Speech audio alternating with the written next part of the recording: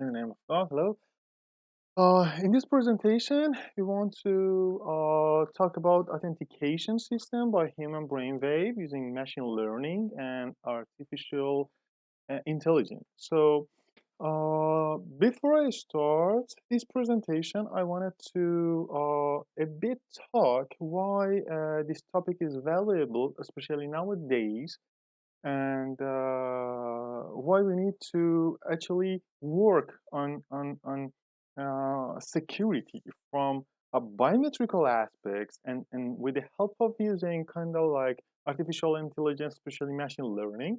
So there is no question that, and there is no comments actually that we cannot trust anymore the passwords. I mean, just we cannot trust the password itself. So that's why uh, there we passed the paradigm to two-factor authentication. Two-factor authentication came, I don't know, with SMS and then I don't know, phone call and a push notification and all of those things. And then some kind of like we are using a biometrical authentication sometimes in your like personal devices like phone or computer or even for example like access to some kind of information or some kind of assets sometimes. So the biometrical authentication become more valuable and more important in nowadays life. So, uh, but there is big questions here that some biometrical tests like fingerprint, which nowadays we are using almost everywhere. Actually, we are using that because it's so easy. Because there is like simple sensors we can use in any kind of devices, including I don't know the computer or mobile phone or everywhere.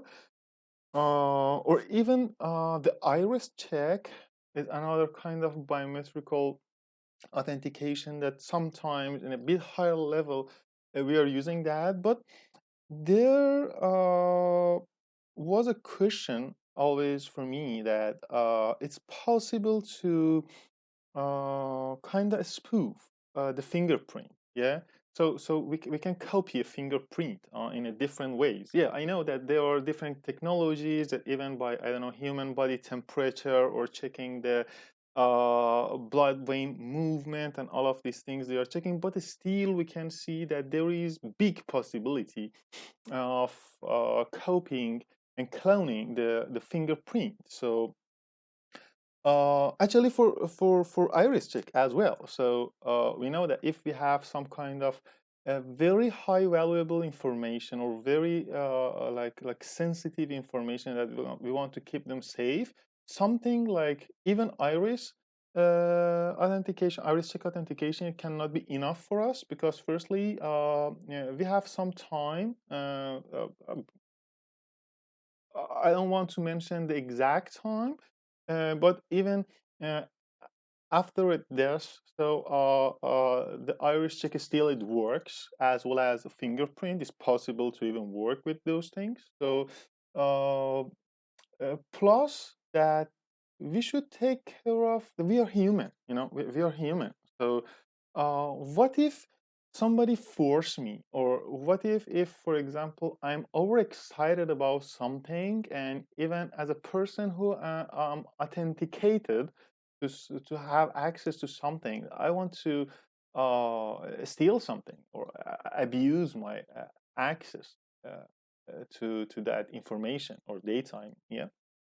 So I wanted to find something which is not depends on these factors. So we found out that there is another biometrical things in our body, which is our brain wave, which is totally unique and in different situation, and we can use it exactly as authentication. So we wanted to prove that it's possible, and for that reason we started such kind of research. So I mean that if I don't know somebody even like I don't know threaten me with a gun even, yeah, to access to my sensitive information, the sensitive information which I have access. Imagine that I am, for example, somebody I don't know in a place which there are high value information, high value asset. I know, for example, in national bank, or I don't know, some services which storing the very sensitive information. So by force, even, or by temptation,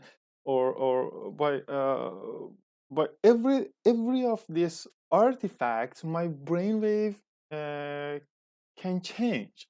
So it's not possible to force a person to be authenticated while a password, while 2FA, while even um, and the elder generation of biometric authentication, they didn't have this possibility. So it's possible to force a person to put his finger even while he's alive.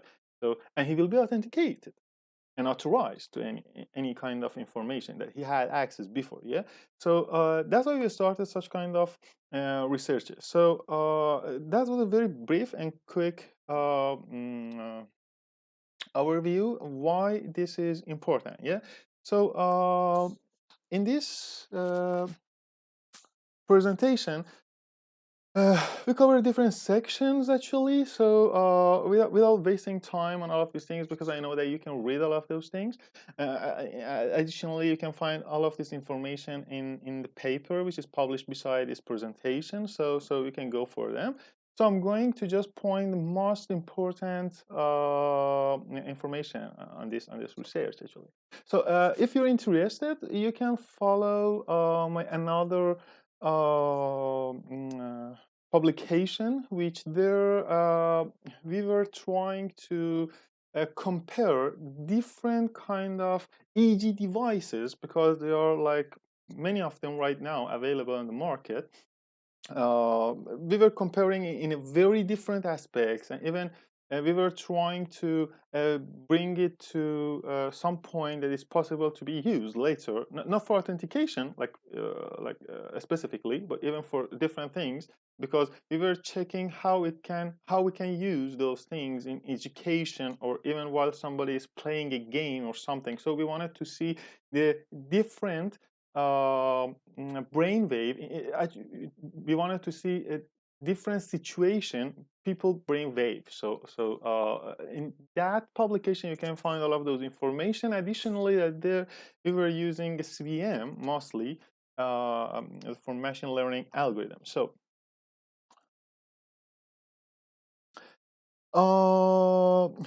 the methodology as we were using in this research actually. So we had two different kind of tests we had during this research. So we asked people to be relaxed in one. So we were taking their brainwave while they've been like totally relaxed. Plus, we had another exam for them to just listening to music, and while they were listening to music, which was just instrumental music, a classic instrumental music, traditional. It was kind of like playing a violin, different music, like by playing a violin, for example, a classic. And we were taking the people brainwave. Just to add more information, we had around 25 people during this experiments actually.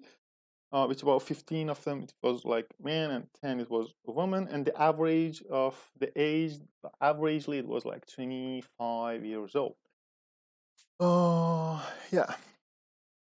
And the devices which I've used for this research specifically, it was the Muse Band version 2. This device has actually 4 sensor.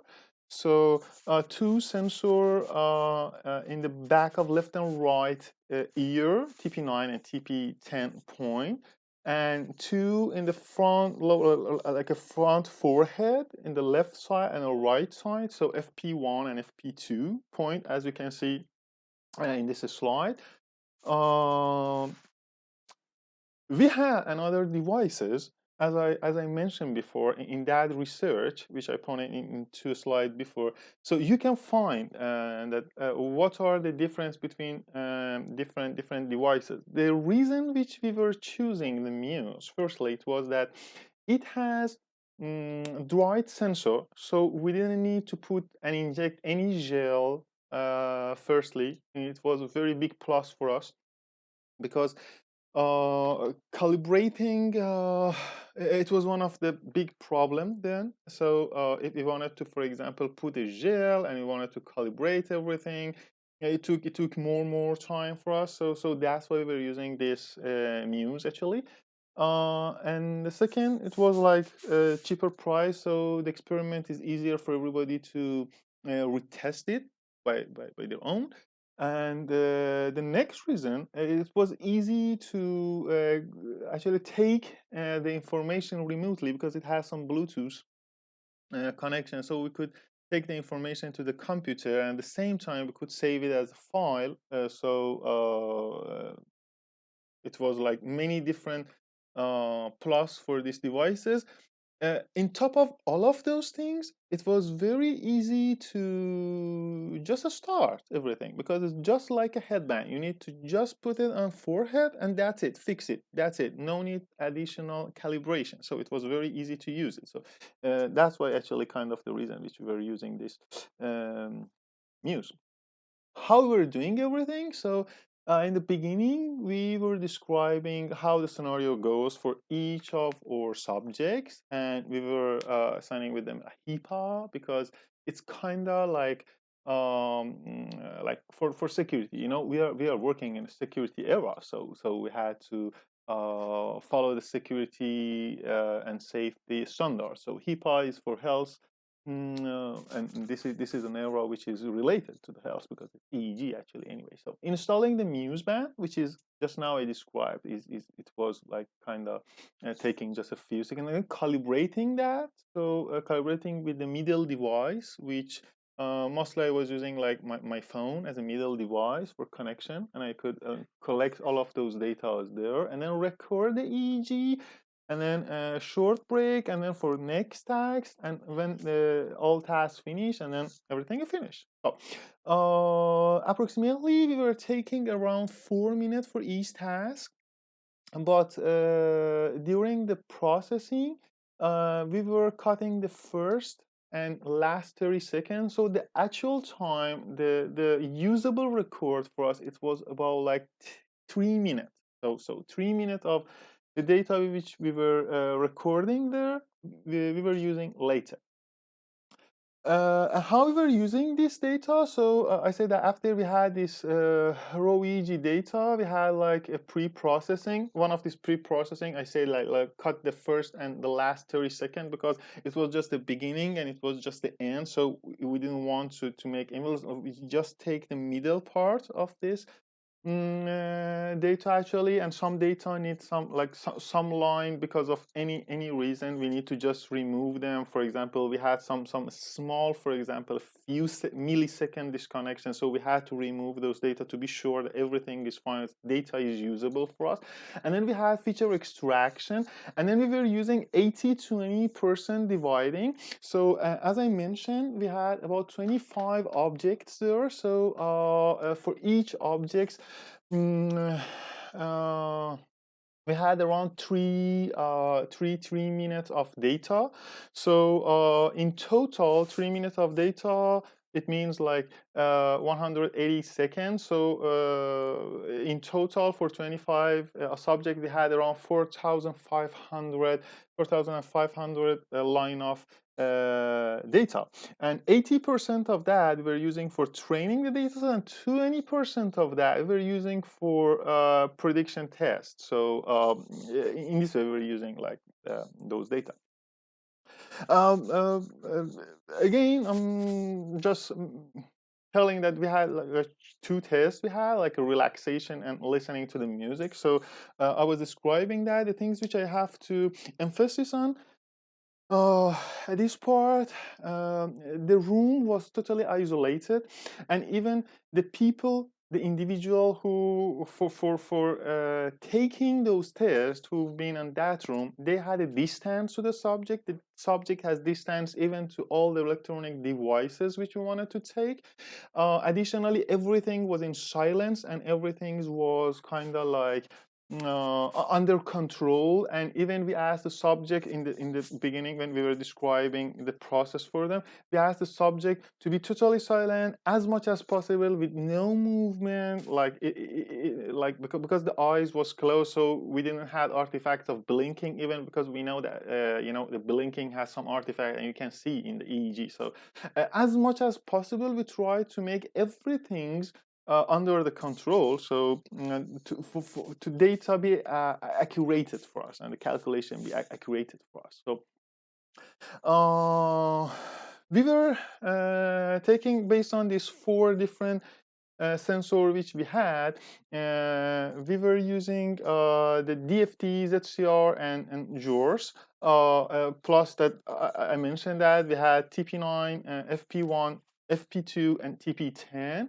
And then we were using machine learning for SVM and DNN. So based on all of those things which were collected and we tasted the data, we had around 94% of accuracy in some cases. So later I will show you the table, so you can compare all of those, and you can find all of those table into the paper, which is beside this presentation. And that's how the training and prediction was going. So we were talking about all of those things, so it's easy. So the first session, and then training, and then the second session, and the prediction, and then we had a classified like we had classification on our data actually. So if you wanted to check based on this 3DFT, ZCR, and JOR, so based on SVM and DNN algorithm here, so you can see on the relaxation on the music. So as you can see for DFT, we had very good results here. After DFT, we had good result for JORs, and then for ZCR, and between SVM and DNN, kind of we can say that the DNN had a better situation, yeah. So 89%, 82%, so a bit different. So it's like that. Between relaxation and the music task, so they are not big like difference between them, but anyway, so relaxation had a bit better result for us. As you can see here, the difference between single sensor, like with just one electrode, and we were comparing, and 2 electrodes. So as you can see, for example, here for relaxation, here we have 56, and here we have 51. The same here with 2 sensor, we had 82 at the best, for example. Sorry, here we have a bit better one. 86 and 78, for example, for 2 sensor. PP10 and FP1 in this way we take these 2 together, and when we came to the 3, so the situation become much better then. So we had even 90% here, as I said, and when we came to the 4, so the situation even become better a bit, but still it's improved a bit, so it has improvement. So if we have more sensor, it means because we have, of course, more input data, so we have more accuracy. This is obvious for us, yeah. So but you can see all the comparison. It's like everything is obvious, so no need to comment on these things. This is just data and the result of calculation. So the acknowledgement, again, everything is readable here, of course. So this work was supported by Ramex, and then by CCNU. And as a conclusion, I wanted to say that firstly, we need this kind of researches more and more, and we have to improve it, especially I'm working now on additional to authentication for authorization as well. So because it has two phase, my research has two phase, so authentication and authorization. Here specifically, I was working on authentication, but as I mentioned in the beginning, we need two phases for authorization. Also, we need to work, and currently I'm working on that.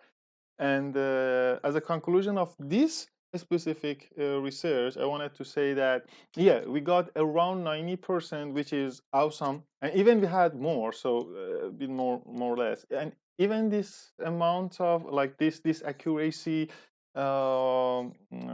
captured by just 4 sensor and with a device which is not so expensive. So if we are trying to improve the sensors, if we want to add more sensors, for example, it means that if we are going to use another kind of devices, which in that article, my previous work, as I've showed, you can see the different of them. We can have 14, 16, even sensors at the same time, and we can use all of those together. So we will see a much more better result.